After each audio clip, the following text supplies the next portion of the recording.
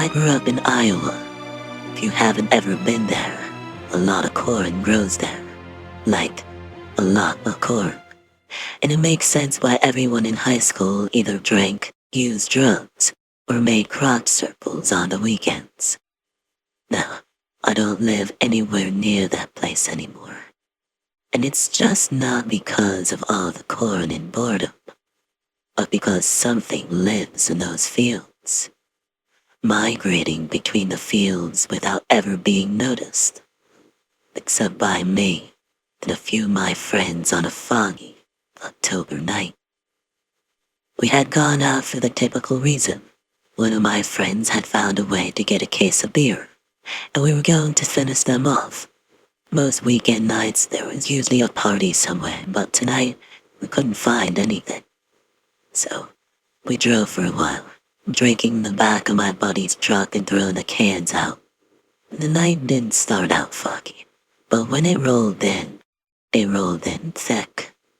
The truck moved a little slower, but we had finally come to a little road which led up past several more cornfields, and to a slightly wooded area with an old, broken-down barn. We left the truck on the side of the road and crawled into the barn.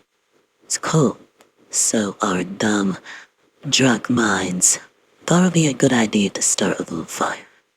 And since we'd been there several times doing the exact same thing, we already had seats made of makeshift parts, and a cut-in-half old oil drum which we'd make a fire in before. And after breaking up a few pieces of the barn's old rotting wood and placed it into the oil drum, we lit it on fire.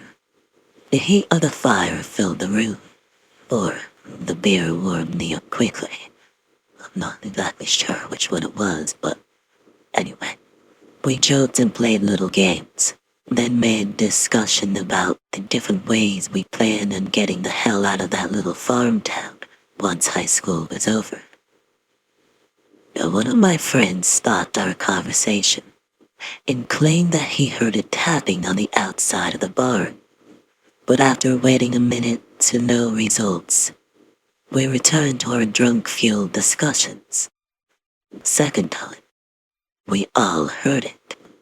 A solid pounding on the outside of the old barn. My heart sank, as I'm sure my friends' hearts did as well. So I thought we'd been found, and well, we'd all get in trouble for trespassing.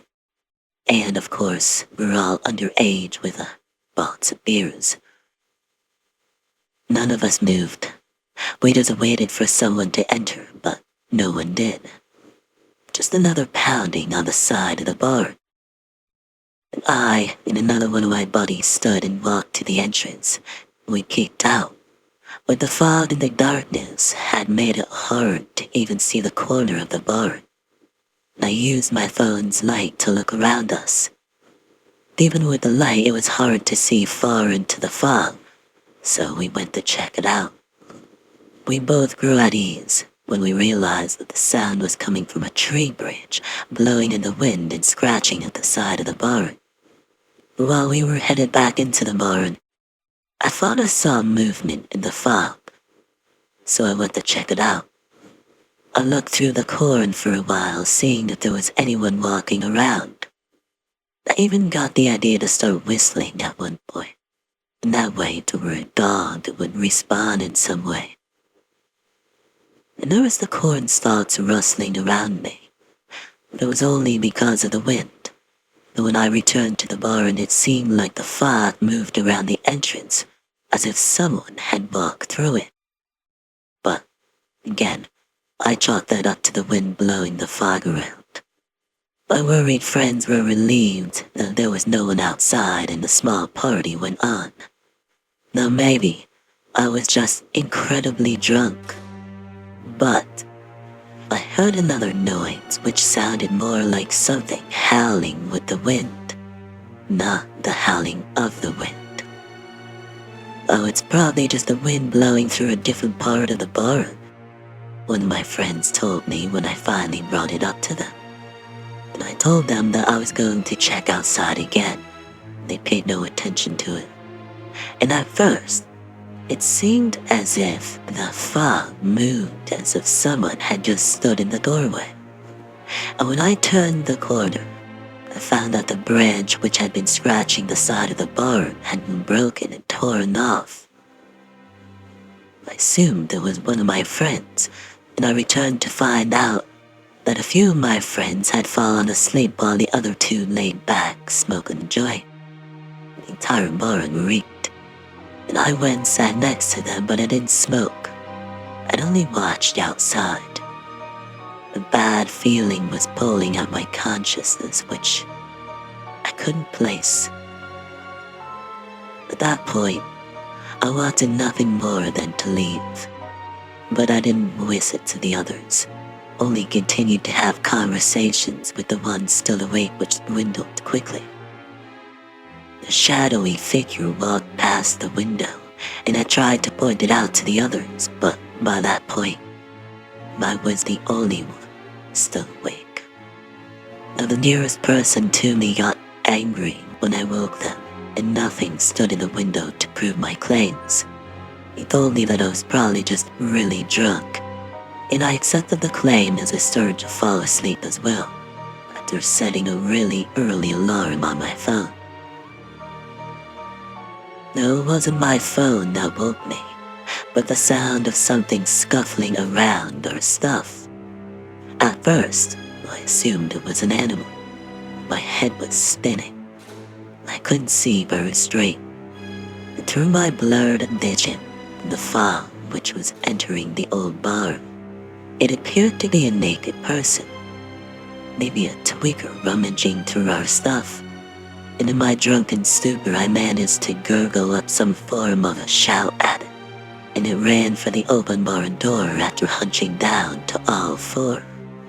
It grunted back at me before leaving, as if it were trying to say something to me, but it was gone before it finished its odd noise. When I stood and ran to the door, I peered out to meet that blanket of fog that I was so used to seeing. My friends began to wait, and I told them what I saw. We looked over to our stuff to find that none of our stuff was missing. It appeared that the footprints might be humanoid or something in the ape family, and it was apparent that whatever it was, it had long claws, because there were scratch marks in the dirt along with the prints. Grieved out by the interaction I just experienced, I urged everybody that we go home. So we gathered our things and made our way back to the truck. But when we reached the road, we found no truck.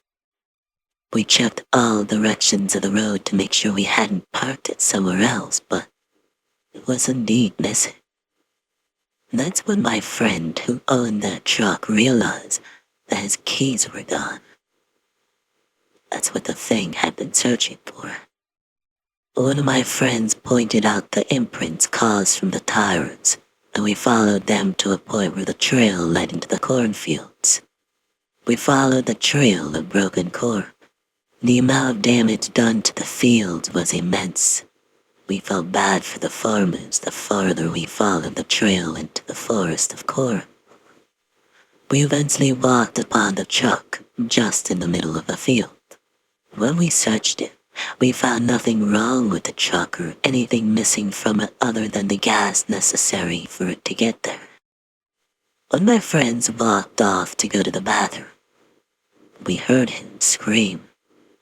Calling to him proved to be pointless, and when we looked around for him, we couldn't find him. Panic struck in, and we stood on top of the truck searching for any sign of him and calling out for him.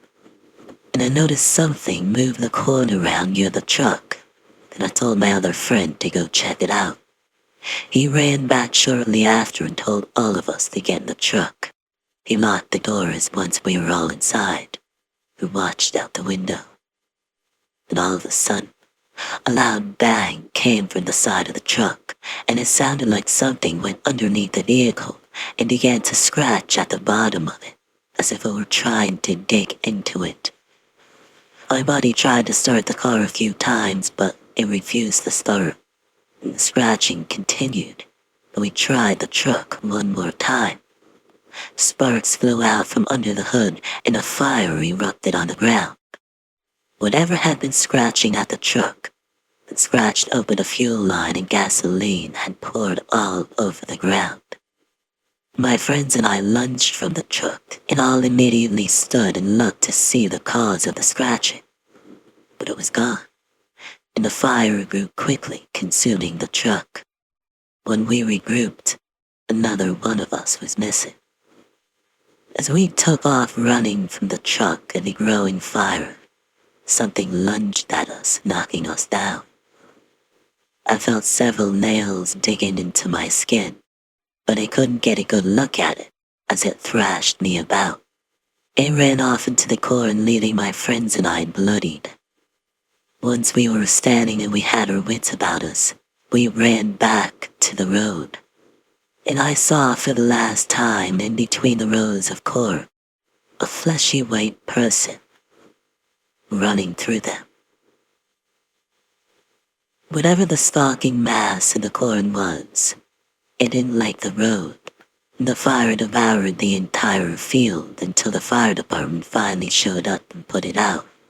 We told the cops everything, but they said we were probably just attacked by a lurid rodent, and that us being drunk gave us the illusion, the ideas about this animal being human-like. Two of my buddies had to be put on antibiotics because the scratches became so infected, and our parents ended up having to pay the farmer a handsome amount of money for the property damage that we caused. And I still don't know what it was that was attacking us that night. But I'm under the belief that there is either one or more feral humans that live amongst the corner fields of Iowa and have the ability to drive the truck that look too human to be anything else.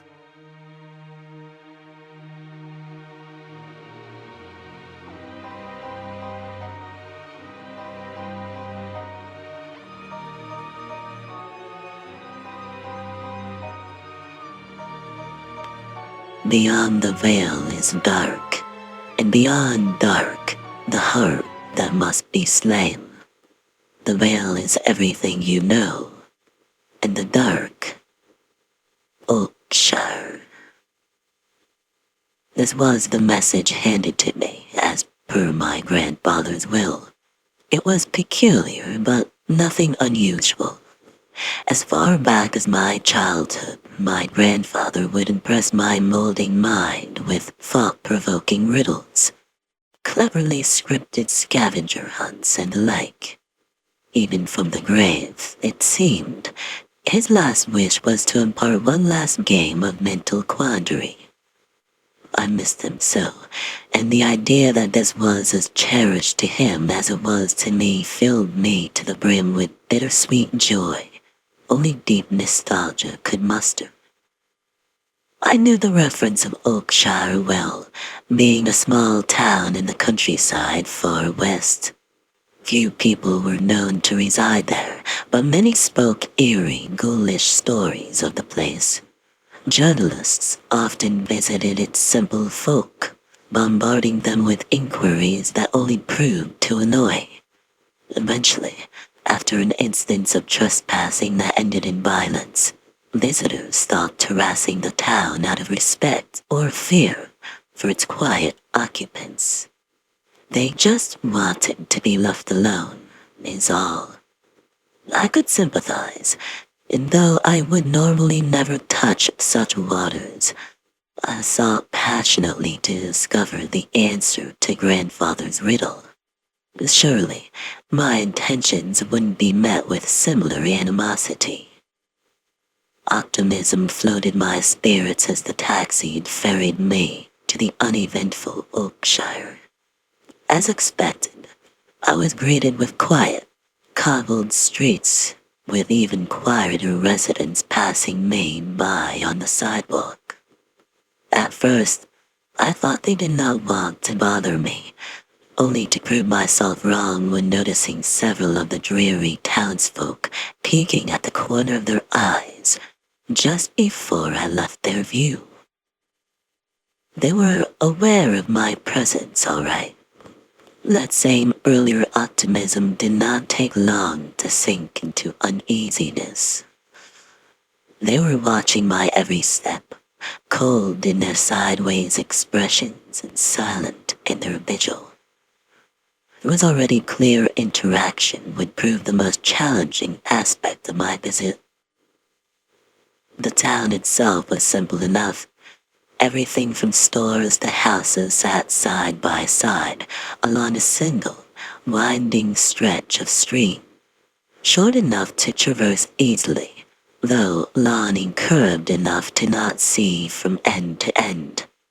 The buildings were constructed without space between them, unable to journey behind them without having to access to the structure's back door.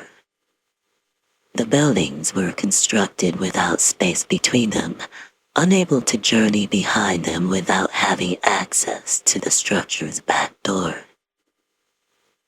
A dreary air of solitude lingered in olcshire, the kind that could leave any outsider feeling unwelcome or out of place. The light warped into scarlet as it sank beyond the blue mountains in the west. I would need to find a place to sleep for the night soon. Eventually, I came across an olden-day inn at the end of Olkshire and decided to make it my place of rest. Upon entering, I found the inside vacant, with the exception of one middle-aged innkeeper behind his desk. His white button-down collared shirt was sloppily untucked, and his sleeves rolled up to his elbows.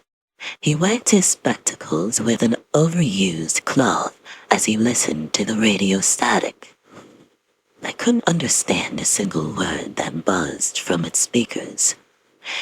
He heard me come in, and so adjusted his spectacles on the ridge of his nose to stare at me in the same manner I've become accustomed to. "What do you want, fella?" he questioned with a drawl. "Well, I would like to rent a room for the night." He sucked his teeth at my request and glared a moment longer before handing me a key. In the same gruff, unwelcoming voice, he uttered, "7th floor, room 11.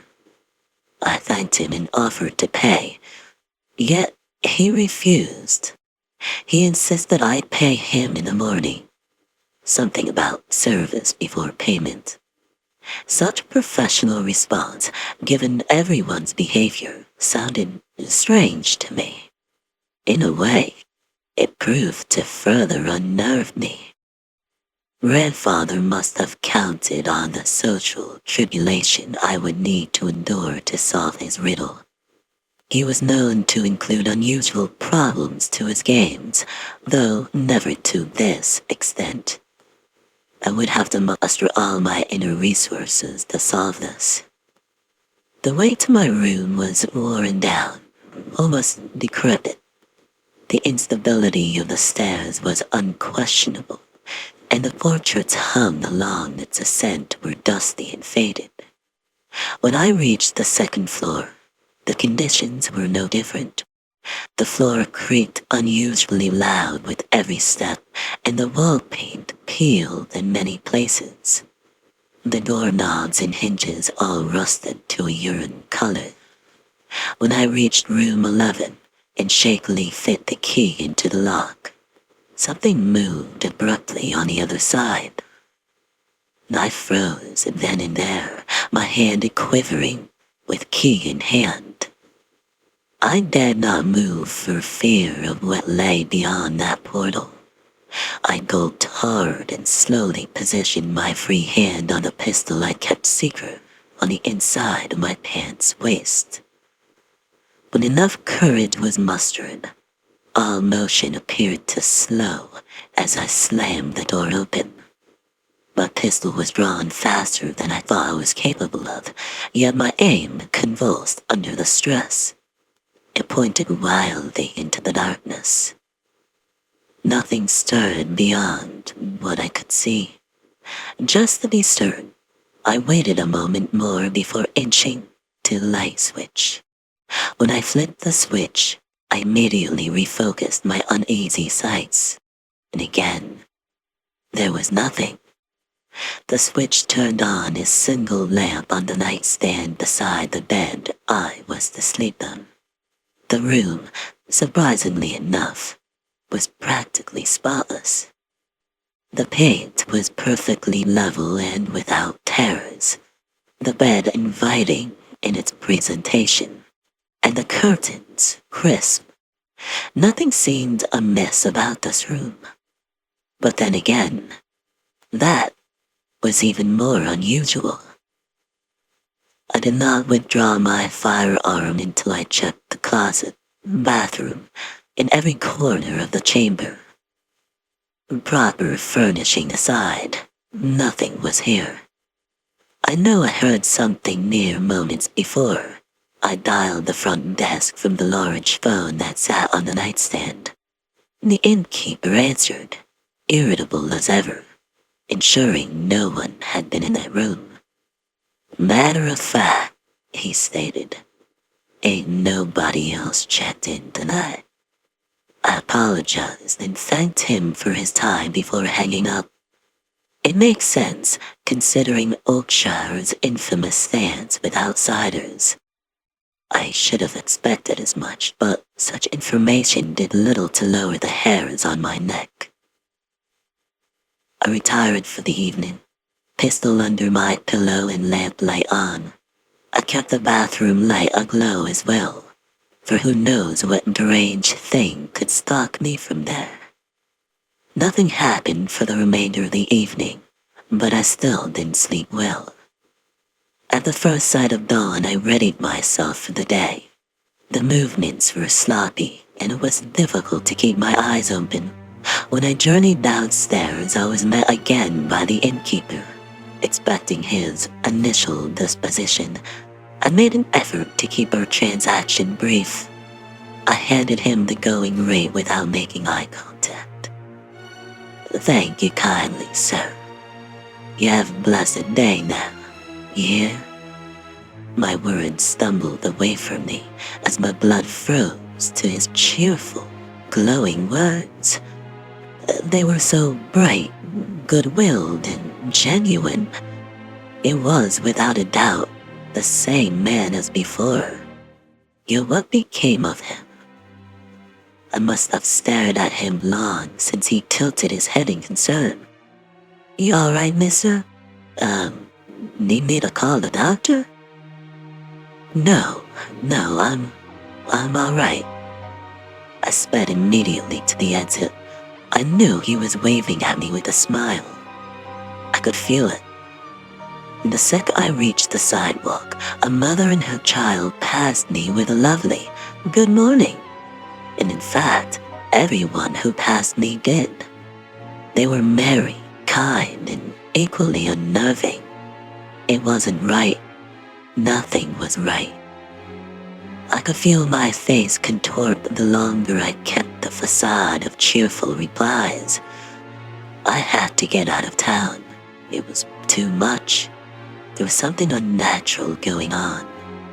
No previous visitor to Olkshire mentioned this nonsense.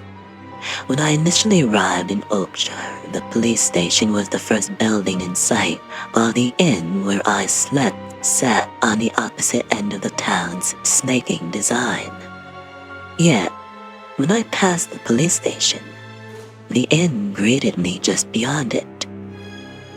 It was impossible. I continued straight, greeted again by the same people I passed along the way just moments prior. I encountered every store and home I already came across until, again, I found myself at the police station next to the inn. This time, however, 2 officers and the sheriff stood outside the station's entrance. The sheriff asked with a humored smile, "You lost, fella?"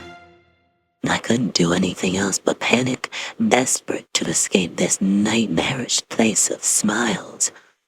I need to get out, but it keeps looping. This is insane. Help me get out. Help me out. The officers looked at each other before they marched toward me. They didn't speak among themselves, and the sheriff never once took his eyes off me. Take her easy, stranger. We'll be more than happy to oblige. The officers wrestled me to the ground, forced handcuffs on my wrists, and relinquished me of my pistol. I was too exhausted to resist, so they took me inside without a fight.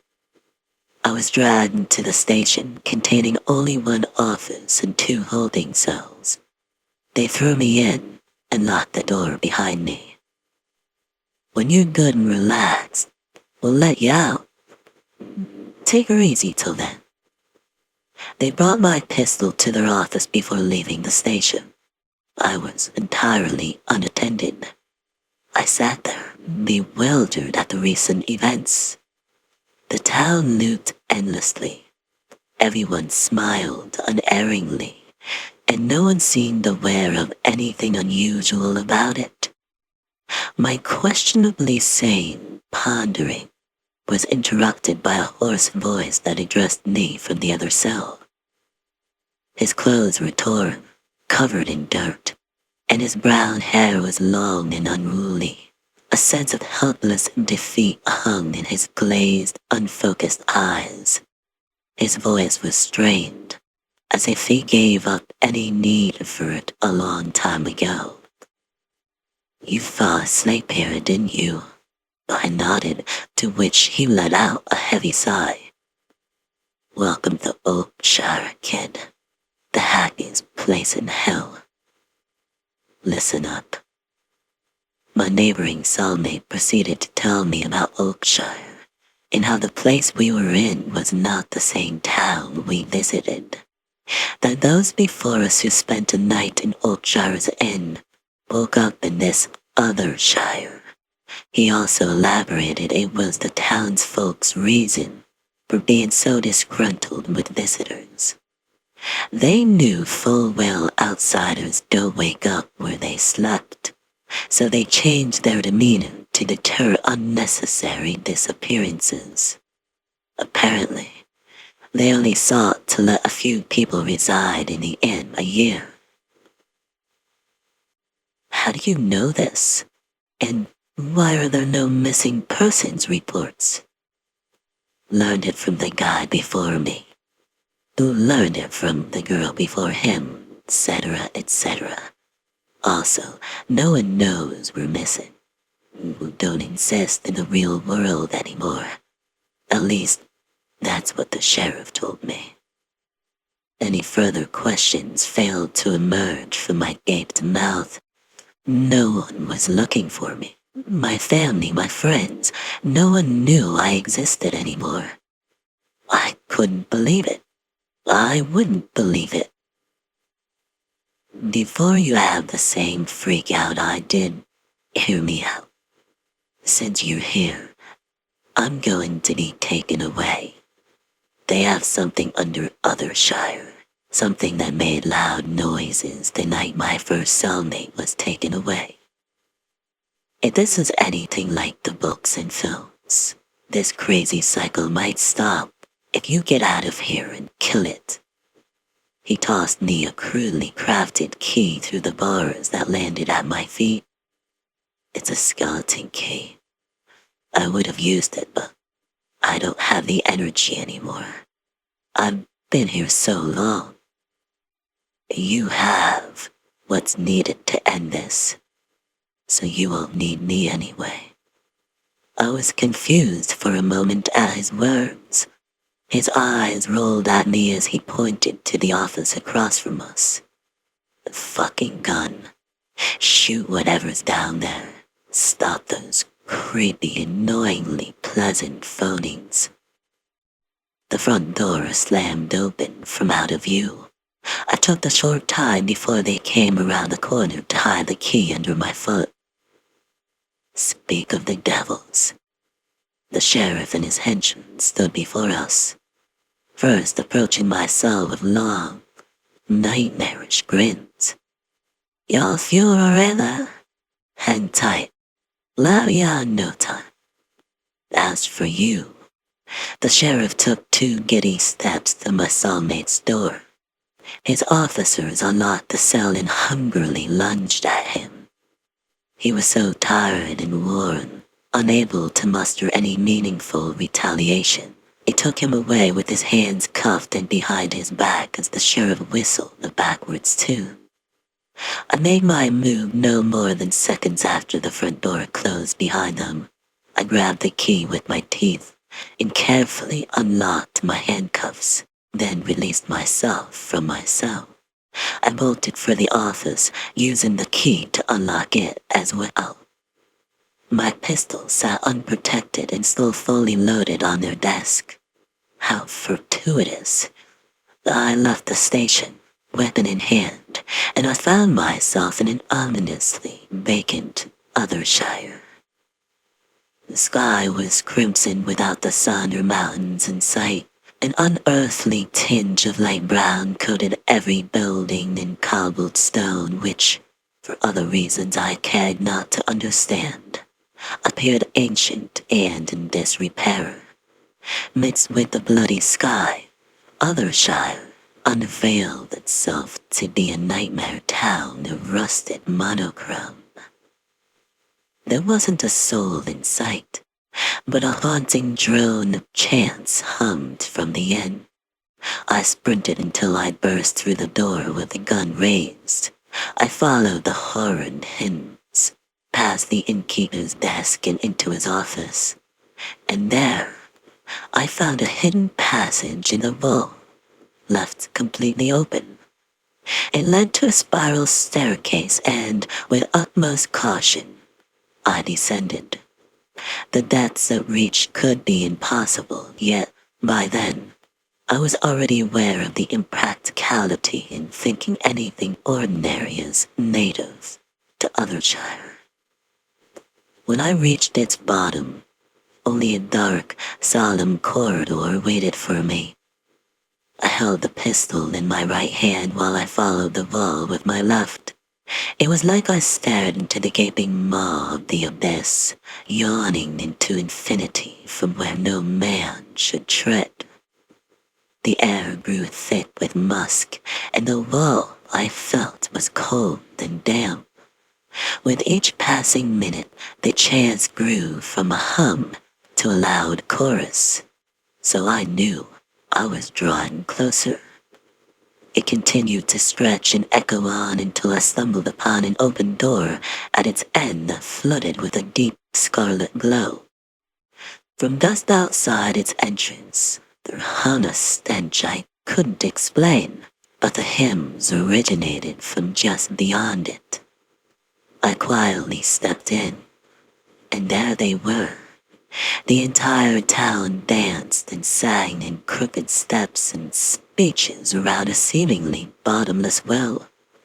The chamber was impossibly large. Its high ceiling and far walls blasted back their alien songs. They didn't notice me, so I crept as close I could with both hands firm on my pistol. At the well's mouth, I saw my cellmate knelt on its precipice. He was smiling, staring into the well with a gleam of madness that had replaced the defeat in his eyes. He loosed an inhuman shriek of delight before he tumbled forward into its depths. The celebrants cheered and applauded, and I dared not imagine what they could have done to him to make him so willing to plunge. It was sickening. The jubilation ceased abruptly. The last echoes painfully diminished in seconds. From the deep of the well was a crunching noise that forced shivers across my skin. And in unison, they turned to face me and the end of my pistol. Their gleeful smiles were wide beyond normal facial expressions, and their teeth more tall and crooked than any should.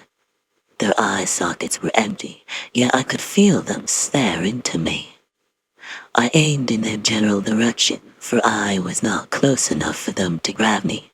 but my hands trembled painfully under the weight of their joined, eyeless gaze. I couldn't pull the trigger. It was too much. They opened their mouths as if their jaws were unhinged, and in that moment came a roar that shook both the earth and my mind.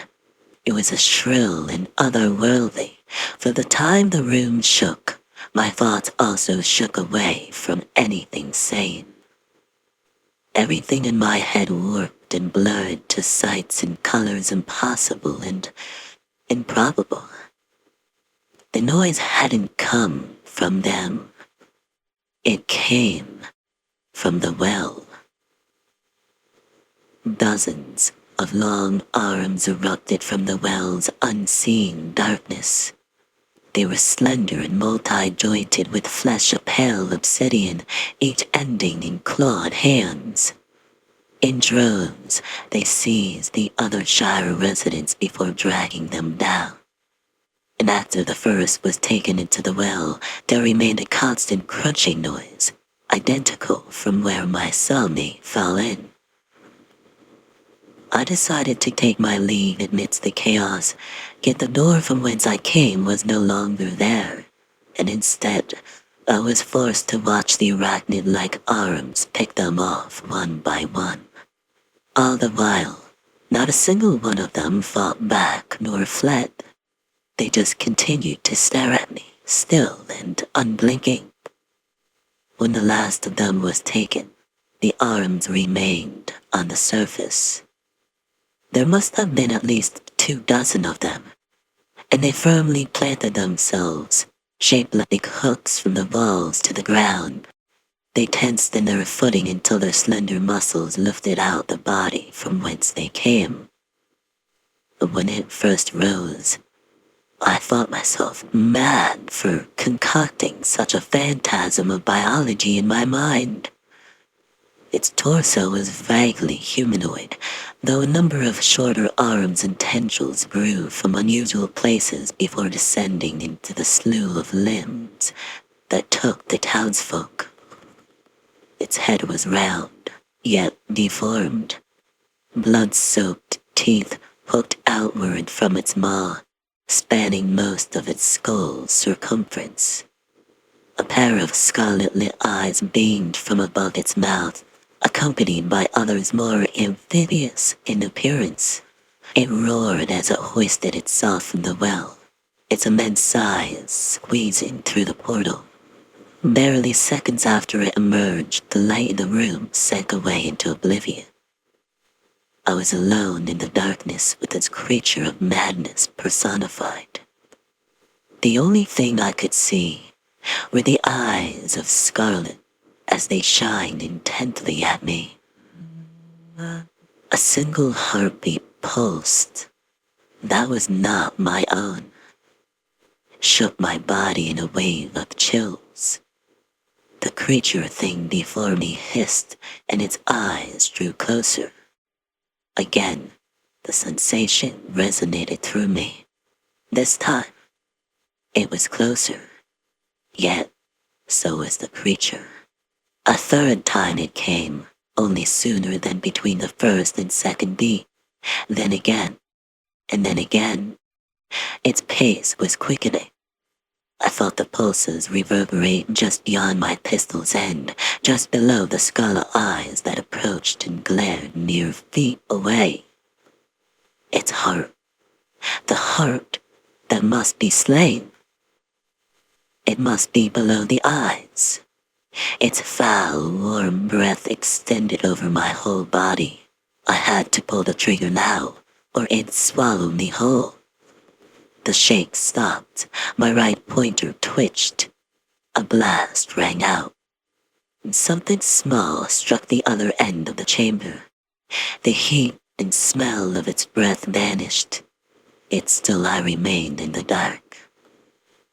Hours seemed to pass, though possibly only minutes, before I gathered the courage to open my eyes. Everything was dark still, yet at eye level to me, the same scarlet eyes stared back. They didn't move, nor did they blink. I knew they were watching me, waiting for me to open my own. You did well. My face contorted with shock. The rasp reminded me of its roar. Ged spoke in grandfather's voice. You always were a smart lad, but then again, I raised you to be that way. Grim for curiosity since the day you formed thoughts. 20-some-odd years, but it finally paid off. Oh, what's the meaning of this? The riddle I wrote led you here, though it was obvious where here would be. The heart that must be slain, a seed of subtlety planted to strike what I made you perceive as my heart. Instead, you destroy my shackle, and for that, you have my gratitude. Why are you telling me this? Satisfaction? Brag before you eat me as well? No, you will live. I intended that as a gift for falling from my roots, but it will curse you as well. You will remember this in your deepest dreams, though no one will believe you. Scarlet eyes closed as a vacuum pulled me backwards. I screamed something at it, though after I hit a solid surface behind me, I couldn't remember what. Everything was scrambled from then on. My eyes were finally open, and the nurse was at my bedroom already. It's time for morning medications after all. I'd like to leave this place, but they won't let me. I tried to give them my name, but there are no records that I exist. Tests have shown nothing. No one knows of me, and no one has ever heard of Olcshire. And now they call me John Doe.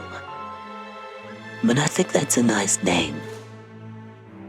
I've told many doctors my story, but none of them believe me. No one ever heard of Olcshire, and it doesn't exist on any map. They all think I'm crazy. I know I'm crazy, but so what? I know what I saw in that nightmarish hellscape. It's alright though. I can't say I blame them for not believing me. I wouldn't believe me either.